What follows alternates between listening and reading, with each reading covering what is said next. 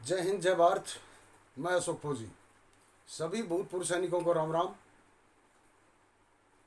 पिछले 8 महीनों से सभी भूतपूर्व सैनिक संगठन संघर्षरत हैं और भूतपूर्व सैनिक भी उनके साथ में हैं, लेकिन अभी तक हमें कोई कामयाबी नहीं मिली। 8 अक्टूबर को गुरुग्राम में एफयूए की जो गवर्निंग काउंसिल की मीटिंग हुई, उसमें चर्चा के बाद में ये फैसला लिया गया कि अभी समय बहुत कम बचा है, इसलिए जल्द से जल्द कोई फैसला लिया जाए ताकि हमारी जो त्रुटियां हैं उनको हम दूर करा सकें। तो गवर्निंग काउंसिल के अंदर सबसे पहले 15 अक्टूबर को सद्बुद्धि महायज्ञ का फैसला लिया गया। सद्बुद्धि यज्ञ से तात्पर्य है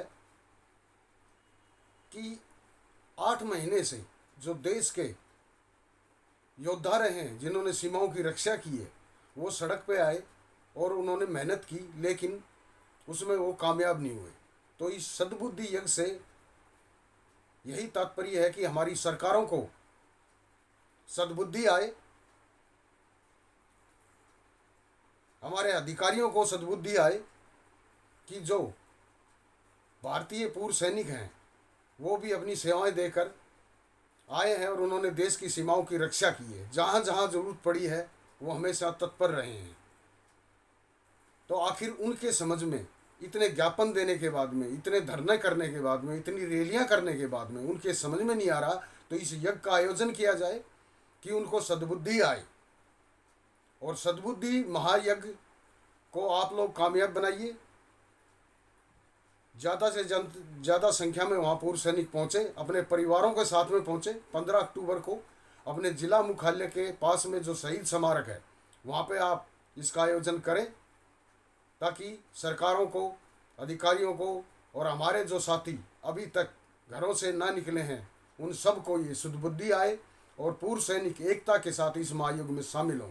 उसी के साथ साथ 15 अक्टूबर के बाद में ही 29 अक्टूबर को भी एक फैसला लिया गया कि जयपुर से एक रैली की जाएगी, जिसमें भी पूरे देश के पूर्व सैनिक वहां पहुंचे अपने परिवारों के साथ में और रैली को सफल बनाए। इसी महीने में 2 इवेंट किए जा रहे हैं, समय कम बचा है इसी के कारण। और फिर तीसरा जो इवेंट होगा वो हर राज्य में रैली की जाएगी। उसकी जो डेट है उसकी घोषणा अभी नहीं है, पहले जयपुर वाली रैली हो जाए उसके बाद में उसकी घोषणा की जाएगी। तो इसी महीने के अंदर 2 बड़ी महत्वपूर्ण ये कॉल है, तो आप इनको सफल बनाएं। आखिरी चरण है, इसके अंदर बढ़ चढ़ कर हिस्सा लें। पहले 15 अक्टूबर को महायज्ञ के अंदर, उसके बाद 29 अक्टूबर को जयपुर से रैली, और उसके बाद हर राज्य में ये रैली की जाएगी। इसके लिए पूर्व सैनिक तैयार रहें और एफयूए का पहले भी आप लोगों ने साथ दिया है, इसी प्रकार आप साथ दें। आप साथ एफयूए का नहीं दे रहे, आप साथ अपनी जो मांगे हैं उनका दे रहे हैं, जो हमारे साथ त्रुटियां हुई हैं उनका दे रहे हैं। जैसे एमएसपी है, डिसेबिलिटी है, प्री मेच्योर है, वीर नारियों की पेंशन है, सबके अंदर हमारे साथ धोखाधड़ी हुई है और हम सबकी रक्षा करने वाले अपने ही जो मांगे हैं हम उनको, उनमें जो मांगे हैं, हमारी जो गलतियां हुई हैं सरकार से, जो त्रुटियां हुई हैं, उनको ही हम दूर कराने में असफल रहे हैं। ये बिल्कुल कड़वी सच्चाई है और पूर्व सैनिकों को इसे मानना पड़ेगा। लेकिन अगर आप लोग बाहर नहीं आओगे तो खाली हाथ ही रह जाओगे। आप लोगों की हमारी ज़िंदगी आधी जा चुकी है। हम अपने लिए ये लड़ाई नहीं लड़ रहे हैं, हम अपने लिए ये लड़ाई नहीं लड़ रहे हैं, हम आने वाली पीढ़ियों के लिए लड़ रहे हैं। कि जैसे आप ये देखिए, हमारे गांव में सड़क के किनारे, तालाब के किनारे जो पहले हमारे बुजुर्ग थे उन्होंने पेड़ लगाए, तो आज हम वहाँ जाके छाए में बैठते हैं। तो आज ये मेहनत हम कर रहे हैं, अपने लिए नहीं कर रहे हैं, हम आने वाली पीढ़ियों के लिए कर रहे हैं। क्योंकि जो मध्यम श्रेणी के वर्ग का जो आदमी होता है, जैसे हम हैं, तो उनके लिए यही नौकरियां बची हैं। फौज है, पुलिस है या ड्राइवर है। तो फौज का क्या हालत कर दिया आप लोगों को बताने की ज़रूरत नहीं है, सब पता है।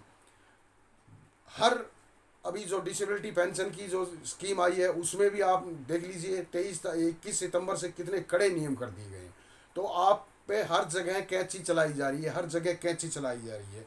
अगर आप लोग घरों से बाहर नहीं निकलोगे तो ये कैंची चलती रहेगी, चलती रहेगी, क्योंकि आप लोगों का तो जीवन बसर गुजर जाएगा आराम से, लेकिन आपके आने वाले आपके साथियों के बच्चों के भविष्य के बारे में सोचिए। हो सकता है मेरा बच्चा ना जाए, आपका बच्चा ना जाए, किसी तीसरे भाई का बच्चा जाएगा, तो उनके लिए अगर पीछे बुजुर्गों ने वो पेड़ नहीं लगाए होते तो आज हम उस छाया में नहीं बैठे होते।